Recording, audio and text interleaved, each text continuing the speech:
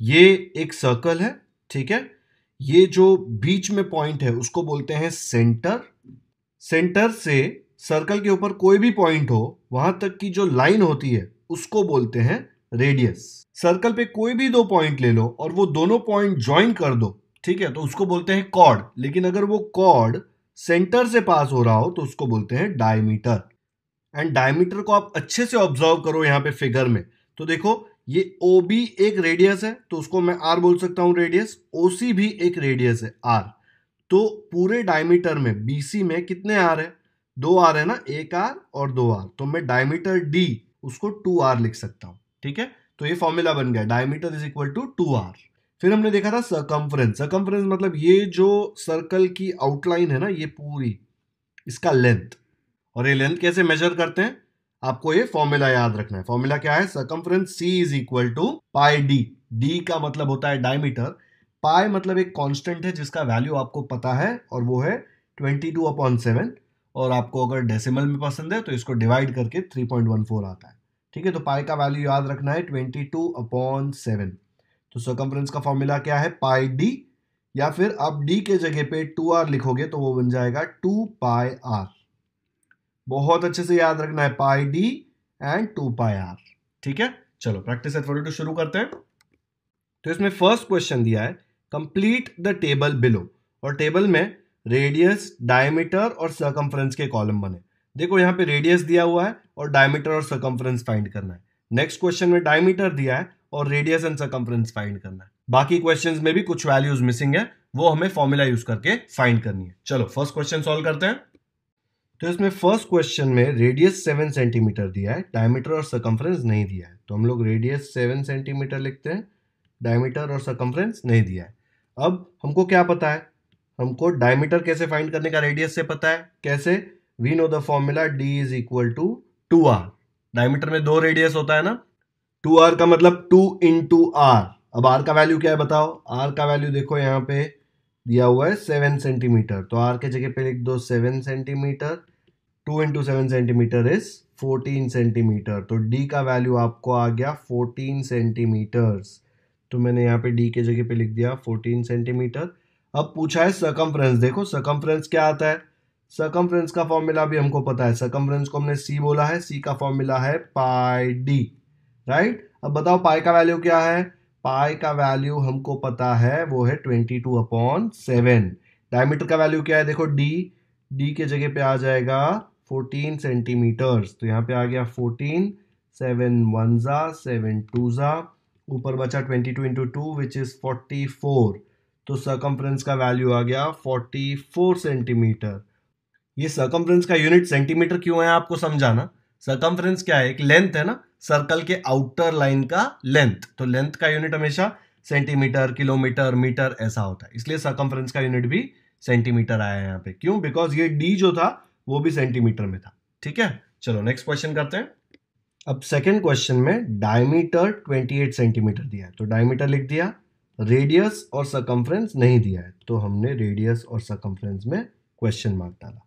अब क्या पता है हमको फॉर्मूला? रेडियस से डायमीटर निकाल सकते हैं, तो डायमीटर से भी रेडियस निकाल सकते हैं। कैसे? अभी हमको क्या फॉर्मूला पता है? d is equal to 2r, तो मैं d के जगह पे लिख सकता हूं 28 is equal to 2 multiplied by r। 2r का मतलब 2 मल्टीप्लाइड बाय r होता है। अब मुझे ये r यहाँ पे अकेला चाहिए, तो ये 2 को उस तरफ भेज दो। 2 यहाँ पे मल्टीप्लाई हो रहा है, तो वहां जाके क्या होगा? वहां जाके होगा डिवाइड, तो बचा राइट साइड में सिर्फ r। 2 1 जा 2 14 जा, तो r का वैल्यू आ गया 14 सेंटीमीटर्स। तो मैंने यहाँ पे लिख दिया 14 सेंटीमीटर्स। इसके बाद सरकमफ्रेंस फाइंड करना है, तो सरकमफ्रेंस के लिए हम लिख सकते हैं c is equal to pi D, ठीक है। पाई का वैल्यू क्या है? पाई का वैल्यू है 22/7 मल्टीप्लाइड बाई डी का वैल्यू क्या है? डी का वैल्यू देखो यहाँ पे दिया है 28 सेंटीमीटर्स, तो यहाँ पे लिख दिया 28। अब इसको कट करो, 7 1 जा 7 4 जा, ऊपर खाली बचा 22 इंटू 4, तो वो आ जाएगा 88। यूनिट आएगा सेंटीमीटर्स, तो यहाँ पे ऊपर लिख दो 88 सेंटीमीटर्स। हो गया सेकंड क्वेश्चन। नेक्स्ट करते हैं थर्ड क्वेश्चन में सर्कमफ्रेंस दिया हुआ है और रेडियस और डायमीटर पूछा है। ठीक है, तो हम सर्कमफ्रेंस का फॉर्मूला यूज करेंगे। अब सर्कमफ्रेंस का फॉर्मूला तो आपको याद है, क्या है सर्कमफ्रेंस का formula? C is equal to pi D. तो मैं लिख सकता हूं C की जगह पे क्या वैल्यू आ जाएगा? C की जगह पे आएगा 616, तो ये लिख दिया 616। पाई की जगह पे आएगा 22/7 मल्टीप्लाइड बाय डी। पाई का वैल्यू 22/7 है, याद है ना? अब मुझे डी का वैल्यू फाइंड करना है, तो डी को यहाँ पे अकेला छोड़ देंगे। डी को यहाँ पे अकेला छोड़ेंगे तो 7 वहाँ पे ऊपर जाएगा, मल्टीप्लाई होगा, 22 नीचे जाके डिवाइड हो जाएगा। तो क्या आ जाएगा मुझे मिलेगा 616 इंटू 7 अपॉन 22 इक्वल टू के राइट साइड क्या बचेगा? सिर्फ डी। अब इसको सॉल्व करो, क्या आ जाएगा देखो, 22 1 जा 22, 22 2 जा 44, उसके बाद बचा 17, तो 176 आएगा, 22 8 जा, तो आया 28 इंटू 7। तो ये डी का वैल्यू क्या आ गया? 28 इंटू 7 का वैल्यू है 196 सेंटीमीटर। तो डी का वैल्यू मैं लिख देता हूं 196 सेंटीमीटर्स। अब इसके बाद डी यूज करके आर को फाइंड करना है, वो तो काफी इजी है, हमको फॉर्मूला पता है। क्या है formula? D is equal to 2r। Therefore D के जगह पे क्या आ जाएगा? 196 is equal to 2 multiplied by R. 2r का मतलब 2 मल्टीप्लाइड बाय आर होता है ना।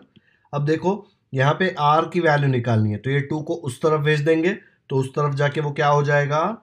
डिवाइड हो जाएगा, क्योंकि यहाँ पे मल्टीप्लाई हो रहा है ना। तो इक्वल टू आर आ गया, 2 1 जा 2 9 जा 18, 2 8 जा 16। तो आर की वैल्यू क्या आ गई? आर की वैल्यू आ गई 98 सेंटीमीटर। देखो यहाँ पे सिर्फ 98 बचा है, तो ये हो गया 98 सेंटीमीटर। ओके, ये था थर्ड क्वेश्चन। फोर्थ क्वेश्चन में सर्कमफ्रेंस दिया हुआ है थर्ड क्वेश्चन जैसे ही, बट नंबर अलग है, इसलिए सब कुछ सेम होगा, खाली कैलकुलेशन अलग आएगा। ठीक है, तो चलो शुरू करते हैं। सर्कमफ्रेंस क्या दिया हुआ है? सर्कमफ्रेंस दिया है 72.6 सेंटीमीटर। अब मुझे पता है C is equal to pi D. Same C के जगह पे क्या आ जाएगा? 72.6 इक्वल टू पाई के जगह पे 22/7 इंटू डी। अब मुझे डी का वैल्यू निकालना है, 7 को उस तरफ भेजो, ऊपर जाएगा, 22 नीचे आएगा, राइट साइड में सिर्फ डी बचेगा। कट करो, 22 1 जा 22 3 जा 66.6 बचा, 66 आया, 22 3 जा 66। इसको मल्टीप्लाई करके देखो क्या वैल्यू आता है डी का? 23.1 सेंटीमीटर। ये आ गया वैल्यू डी का, तो यहाँ पे लिख दिया 23.1 सेंटीमीटर। अब मुझे पता है D is equal to 2r। D का वैल्यू पता है, तो मैं r का वैल्यू भी निकाल सकता हूँ। कैसे आएगा? डी इक्वल टू 2r में डी का वैल्यू सब्स्टिट्यूट किया, 23.1 is equal to 2 multiplied by r।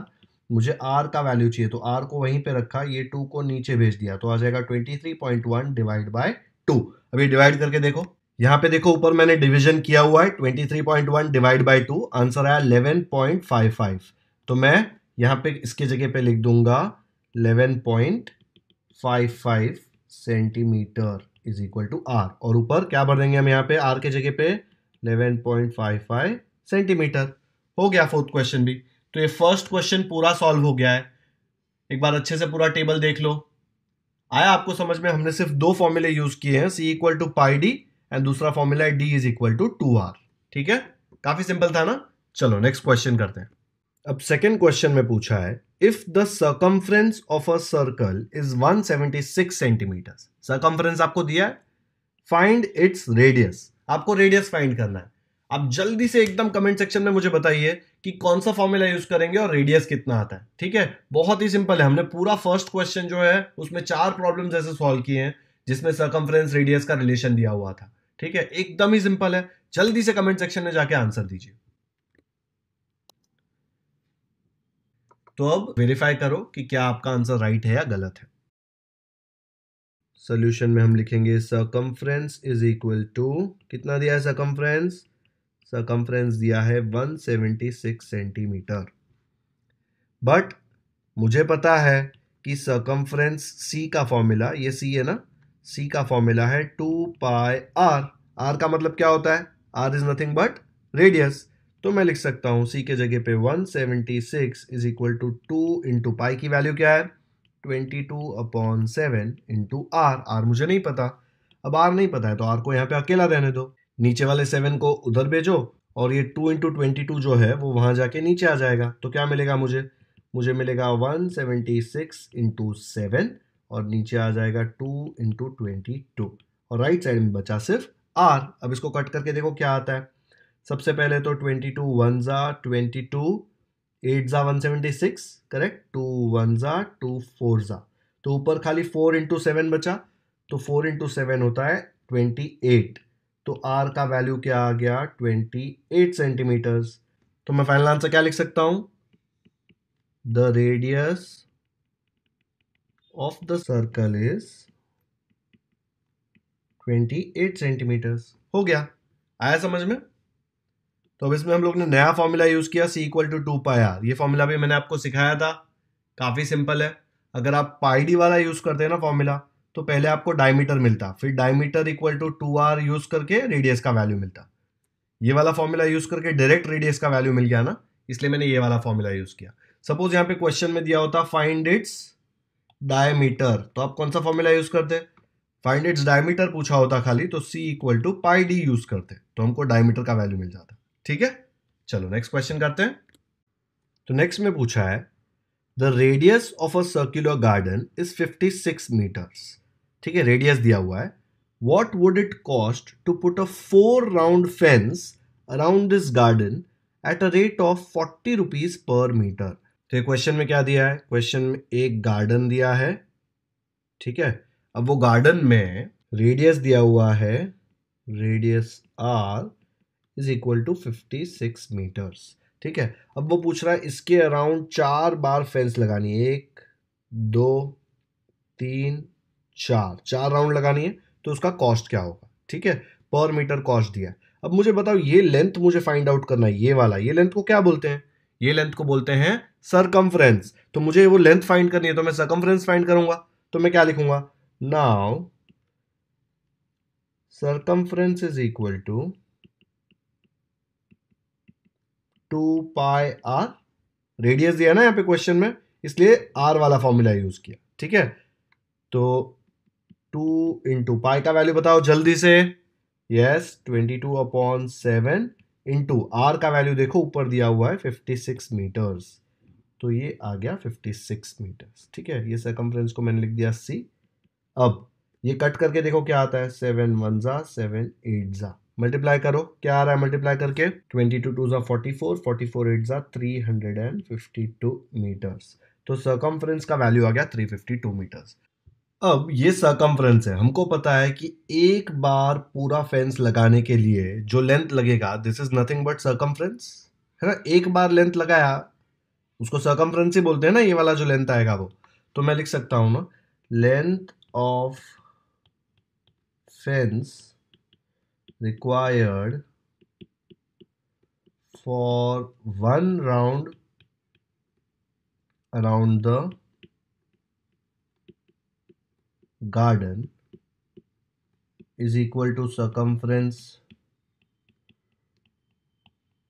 C, correct. अपने को कितने राउंड लगाने हैं, अपने को लगाने हैं 4 राउंड। ठीक है, तो मैं क्या लिखूंगा, therefore length of fence required for 4 rounds around the garden। अब मुझे बताओ एक राउंड में एक सरकमफ्रेंस है, तो 4 राउंड्स में कितना होगा, एक में देखो एक सरकमफ्रेंस, तो 4 राउंड्स में 4 मल्टीप्लाइड बाय सरकमफ्रेंस, 4 टाइम्स आएगा ना। तो अब मैं यहाँ पे C का वैल्यू सब्स्टिट्यूट कर देता हूँ, 4 इंटू C का वैल्यू क्या है देखो ऊपर, C का वैल्यू है 352 मीटर्स, तो ये आ गया 352 मीटर्स। इसको मल्टीप्लाई करके आएगा 1408 मीटर्स। तो ये लेंथ ऑफ फेंस मुझे चाहिए। ठीक है, अब मुझे कॉस्ट निकालना है। कॉस्ट कैसे निकालूंगा, देखो उसने कॉस्ट दिया हुआ है 40 रुपीज पर मीटर, टोटल मुझे चाहिए 1408 मीटर फेंस। तो मुझे कॉस्ट पता है क्या है, cost of 1 metre fence is how much, it is ₹40। अपने को कितना मीटर फेंस चाहिए, अपने को चाहिए 1408 मीटर फेंस, करेक्ट। तो मैं लिख सकता हूं therefore cost of 1408 metre fence is equal to, अगर 1 मीटर का 40 है तो 1408 मीटर का कैसे फाइंड करेंगे, it will be nothing but 50 into 1408, है ना। तो ये मल्टीप्लाई करके फाइंड करो। मल्टीप्लीकेशन देखो मैंने यहाँ पे किया हुआ है, आप रेफर कर सकते हैं। इसका आंसर आता है 56320। तो मैं लिख सकता हूं इसका आंसर ₹56320। ठीक है, तो मैंने फेंस का कॉस्ट निकाल लिया, तो मैं फाइनल आंसर लिख सकता हूं it would cost ₹56,320 to put a 4-round fence around the garden। आया समझ में? एक बार अच्छे से पूरा सोल्यूशन देखो। हमको बोला 4 राउंड फेंस लगाना है, एक राउंड मतलब एक सर्कमफ्रेंस, तो हमने सर्कमफ्रेंस निकाल लिया, और 4 राउंड मतलब 4 इंटू सर्कमफ्रेंस, तो उसको मल्टीप्लाई कर लिया, तो इतना फेंस लगेगा। अब 1 मीटर फेंस का कॉस्ट इतना है, तो इतना जो मीटर है 1408 मीटर, उसका कॉस्ट निकाल लिया मल्टीप्लाई करके। आपको चाहिए तो आप इसको पॉज करके देख सकते हो। चलो नेक्स्ट क्वेश्चन करते हैं। फोर्थ क्वेश्चन करने के लिए पहले एक कॉन्सेप्ट समझते हैं, अभी क्वेश्चन मत पढ़ना। साइकिल के टायर पे सपोज आपने नीचे एक स्पॉट मार्क कर लिया, और साइकिल के टायर को आगे बढ़ाएंगे, फिर से वो स्पॉट यहाँ पे जब नीचे आएगा ना, पहले यहाँ पे था, धीरे धीरे व्हील घुमा तो ऊपर जाएगा, फिर थोड़ा और ऊपर जाएगा, यहाँ आएगा, फिर व्हील आगे वापस यहाँ पे आएगा तो वापस नीचे आ जाएगा, राइट। तो ये एक बार पूरा व्हील जो टर्न हुआ ना, यहां से लेके यहां तक, ये व्हील जो टर्न हुआ, तो ये जो लेंथ आता है ना, ये जो डिस्टेंस कवर किया व्हील ने, ये डिस्टेंस नथिंग बट सर्कमफ्रेंस, क्योंकि ये जो पॉइंट है ये पूरा व्हील के अराउंड एक चक्कर घुमा रहा है यहां तक पहुंचने में। तो एक राउंड में जो डिस्टेंस कवर होगा, it is nothing but circumference. ठीक है, it is nothing but circumference. तो अगर मुझे कोई डिस्टेंस दिया गया और फाइंड आउट करने बोला कि कितने राउंड होते हैं, तो मैं सर्कमफ्रेंस से फाइंड आउट करूंगा। तो यहां पे मैं बोल सकता हूं डिस्टेंस कवर्ड इन 1 रोटेशन, ये पूरा जब एक घूम के यहां तक पहुंचा, इन 1 rotation is nothing but 1 circumference. Circumference को सी लिखते हैं। अगर 2 रोटेशन करेगा तो डिस्टेंस कवर्ड कितना होगा, 2 इंटू सर्कमफ्रेंस। 3 रोटेशन करेगा तो 3 इंटू सर्कमफ्रेंस। 100 रोटेशन करेगा तो 100 इंटू सर्कमफ्रेंस। ऐसे वो कितने भी रोटेशन करेगा, अगर 1000 रोटेशन करेगा तो आंसर आएगा 1000 इंटू सर्कमफ्रेंस।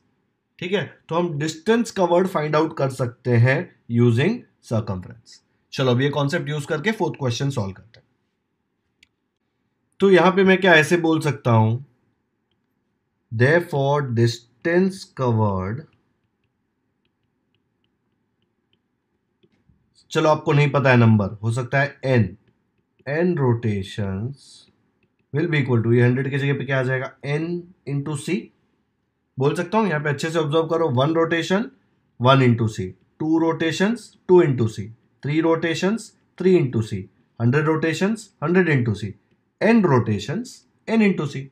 तो अगर आपको रोटेशन नहीं पता है तो आप उसको n ले सकते हो, तो डिस्टेंस कवर्ड क्या आ जाएगा, n इंटू सी। सी क्या है, C is nothing but circumference. तो इसमें से मैं एक नया फॉर्मूला बना सकता हूं, क्या आएगा, distance covered is equal to, ये n क्या था, number of rotations into n, और c का मतलब n इंटू सी, तो c क्या है, सर्कमफ्रेंस। हो गया। तो ये हमारा नया फॉर्मूला क्या है, distance covered is equal to number of rotations into circumference. याद रखना है, कहीं पे लिख लो, ये रोटेशन वाले सम में हमेशा यूज होगा ये। ठीक है बच्चों, एक बार फिर से रिपीट कर लेते हैं, distance covered is number of rotations into circumference. चलो अब क्वेश्चन सॉल्व करते हैं। तो फोर्थ क्वेश्चन में दिया है, the wheel of a bullock cart has a diameter of 1.4 metres. Diameter दिया है, how many rotations will the wheel complete as the cart travels 1.1 kilometre. मतलब डिस्टेंस 1.1 किलोमीटर ट्रैवल किया तो ये व्हील कितनी बार घूमेगा 1.1 किलोमीटर पहुंचने में। ठीक है, काफी सिंपल है, सेम कॉन्सेप्ट यूज करना है जो मैंने अभी आपको सिखाया। तो सबसे पहले लिखते हैं डायमीटर ऑफ द व्हील कितना है डायमीटर? डायमीटर है 1.4 मीटर्स। यूनिट देखो उसका मीटर्स है। फिर नेक्स्ट क्या दिया हुआ है? डिस्टेंस ट्रैवल ना, how many rotations will the wheel complete as the cart travels 1.1 kilometre. तो मैं लिख सकता हूं distance travelled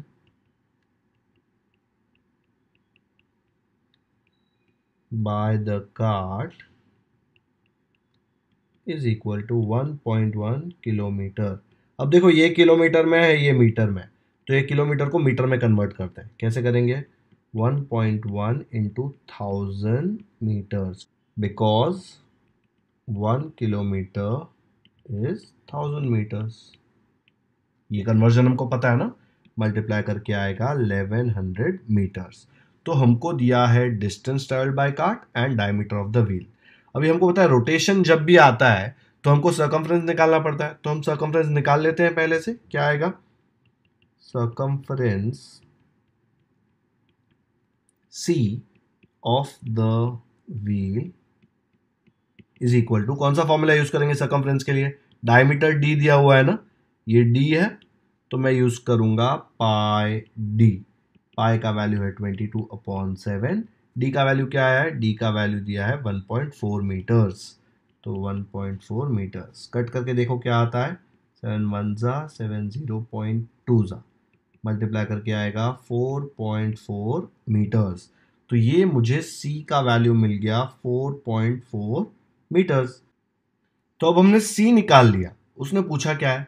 how many rotations will the wheel complete as the cart travels 1.1 kilometre. मतलब कार्ट ने डिस्टेंस ट्रैवल किया 1.1 kilometre का, तो how many rotations will happen. तो अब भी हमने नया फॉर्मूला सीखा था। क्या था नया फॉर्मूला? नया फॉर्मूला था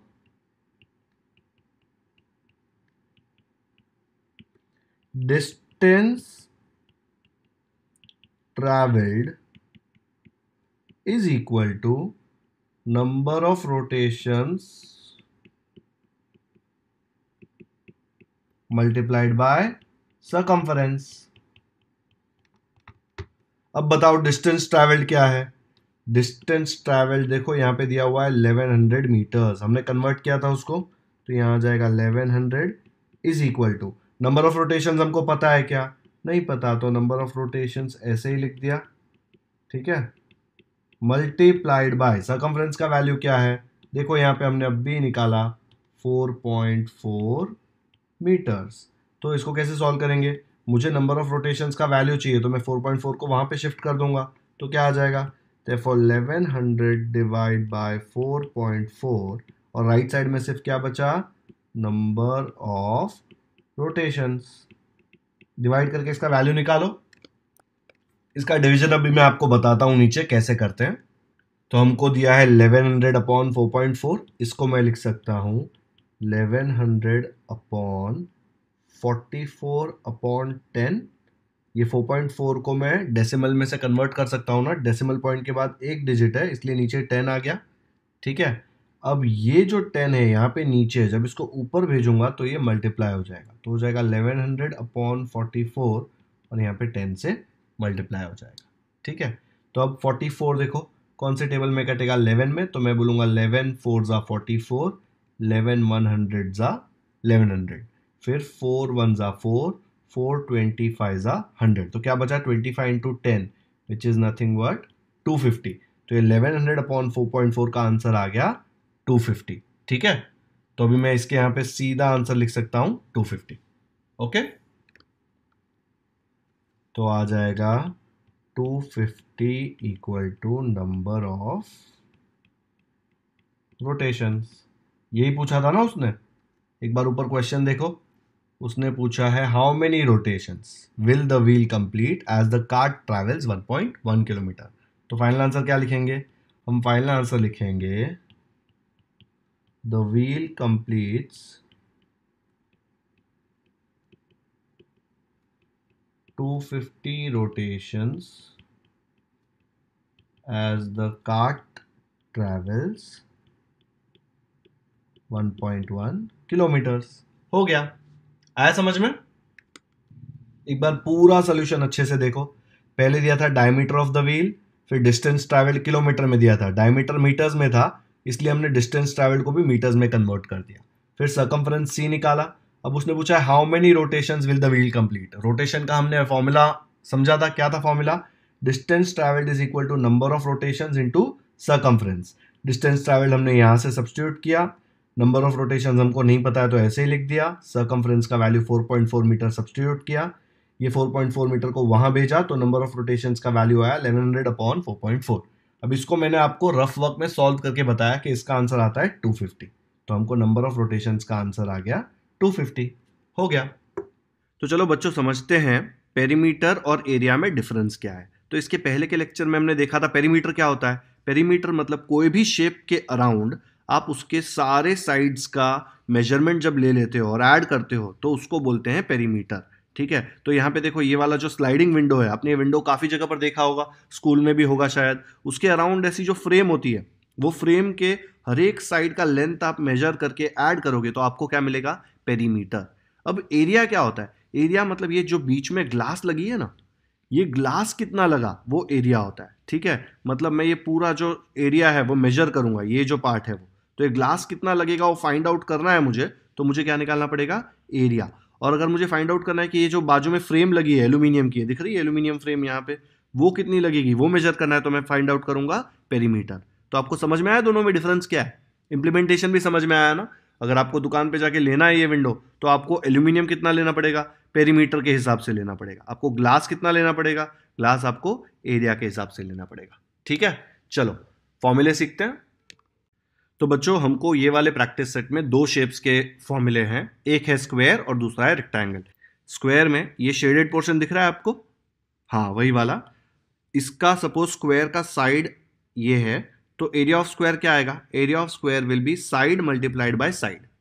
ठीक है, और साइड मल्टीप्लाई बाय साइड क्या होता है? Side square. ये इसका फॉर्मूला है, दोनों में से कोई भी यूज कर सकते हो, दोनों में सेम आंसर आएगा। आंसर जो आएगा वो क्या होगा? ये जो शेडेड एरिया है ये वाला आएगा, और उसको क्या बोलते हैं? Area of square. वैसे ही रेक्टेंगल का अगर एरिया निकालना है, एरिया मतलब ये शेडेड वाला रीजन, तो अगर मुझे वो निकालना है, लेट्स से इसका लेंथ है ये और ब्रेड्थ है ये, ठीक है, तो एरिया ऑफ रेक्टेंगल क्या आएगा? एरिया ऑफ रेक्टेंगल आएगा लेंथ इंटू ब्रेड्थ।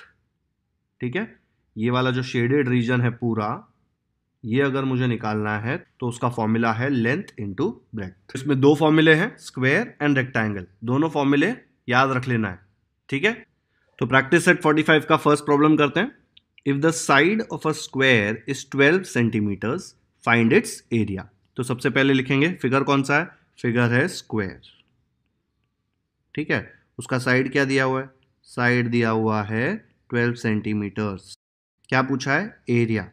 तो हम लिखेंगे area of square is equal to side multiplied by side. यही था ना फॉर्मूला? साइड कितना है? 12।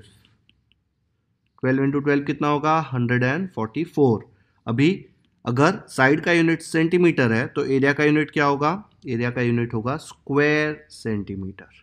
ठीक है, ये साइड इंटू साइड की जगह पे आप ऐसा भी यूज कर सकते थे फॉर्मूला, साइड स्क्वायर।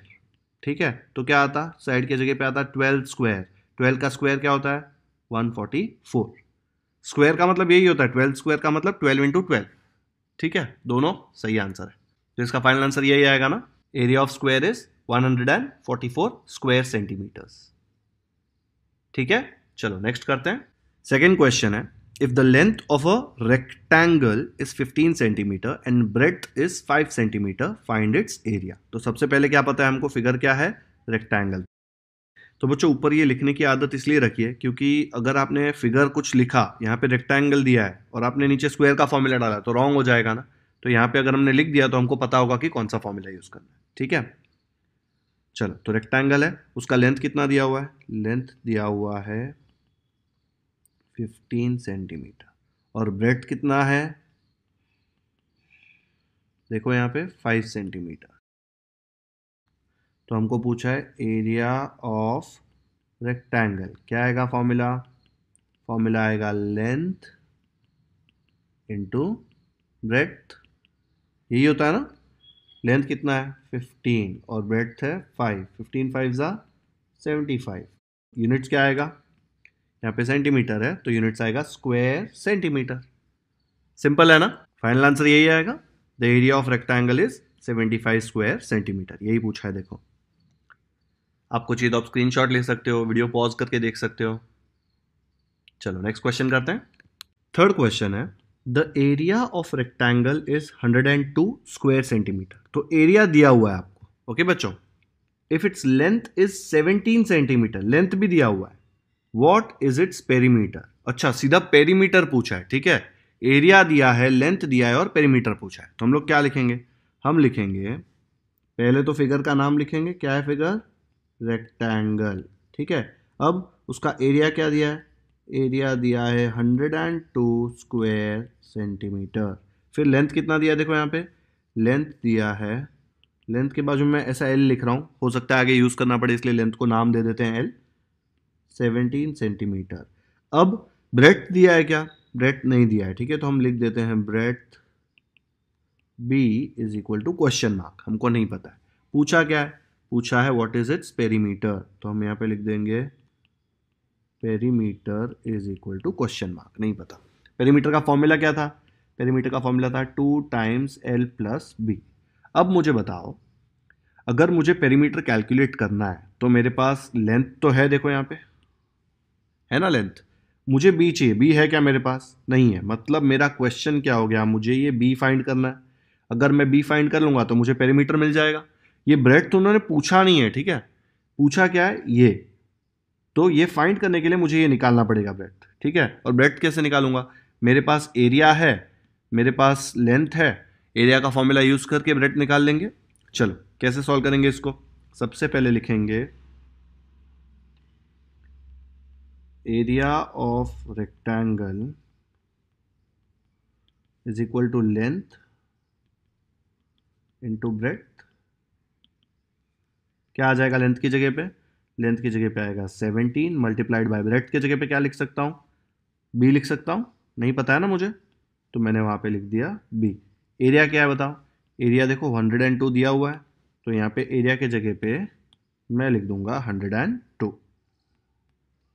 अब मुझे ये बी का वैल्यू चाहिए, तो ये 17 को इधर भेज दो, इधर जाके वो कहाँ जाएगा, नीचे, तो क्या आ जाएगा 102 अपॉन 17, और राइट साइड में क्या बचा, सिर्फ बी, तो बी का वैल्यू मिल जाएगा, कट करो, 17 वन ज़ा 17 6 ज़ार, तो बी का वैल्यू 6 आ गया। तो मैं क्या लिख सकता हूँ, तो मैं लिख सकता हूँ 6 centimetre is equal to B. Unit centimetre आएगा ना ब्रेथ का, देखो लेंथ का भी सेंटीमीटर है, ठीक है। अब मुझे क्या पूछा है, पेरीमीटर, तो मैं क्या बोल सकता हूँ, perimeter of rectangle is equal to 2 times L plus B. 2 times L क्या है, एल है 17 और बी क्या है, बी है 6, तो लिख देंगे 2 टाइम्स 17 प्लस 6, 17 प्लस 6 होता है 23। अब इसको 223 मत लिख देना, ये पूरा एक नंबर नहीं है 223, इसका मतलब होता है 2 मल्टीप्लाइड बाई 23, 2 इंटू 23 कितना आएगा 46। यूनिट्स क्या आएंगे, ये पेरीमीटर है, गलती से स्क्वायर सेंटीमीटर मत लिख देना। पेरीमीटर का यूनिट क्या होता है, जो भी लेंथ का यूनिट है या ब्रेथ का यूनिट है वो सेम यूनिट आएगा, तो 46 सेंटीमीटर, ठीक है, हो गया। तो हमको देखो एरिया दिया था, तो वो एरिया से हमने ब्रेथ निकाला, फिर वो ब्रेथ यूज करके हमने पेरीमीटर निकाला। समझ में आया, फाइनल आंसर यही आएगा ना, the perimeter of rectangle is 46 centimetre. आपको चाहिए तो पॉज करके देख सकते हो, स्क्रीनशॉट ले सकते हो। चलो नेक्स्ट क्वेश्चन करते हैं। फोर्थ क्वेश्चन दिया है, if the side of a square is tripled, tripled मतलब 3 गुना, 3 टाइम्स कर दिया, how many times will its area be as compare to the area of the original square. अब प्रैक्टिस सेट 44 में हमने ऐसे काफी क्वेश्चन सॉल्व किए थे ना, तो हमको पता है कि ये कैसे करना है, ठीक है। सबसे पहले क्या लिखेंगे बताओ, सबसे पहले लिखेंगे फिगर का नाम, क्या है ये, स्क्वायर, ओके। अब उसने बोला है side of the square is tripled, हमको साइड नहीं पता ना, तो हम अज्यूम करते हैं कि साइड क्या है, let the side of the original square B A, ठीक है, उसका साइड ले लिया ए, तो उसका एरिया क्या आ जाएगा, area of original square will be equal to side into side, same formula है ना साइड इंटू साइड स्क्वायर का, a into a which will be a square. यह आ गया हमको एरिया ऑफ ओरिजिनल स्क्वायर। अब मुझे क्या निकालना है, area of new square. New square का साइड क्या है, न्यू स्क्वायर का साइड उसने क्या बोला है, the side of the square is tripled, मतलब 3 गुना। तो 3 गुना क्या आएगा, 3 गुना ओरिजिनल। ओरिजिनल कितना था, ओरिजिनल था a, तो नया वाला हो जाएगा 3a।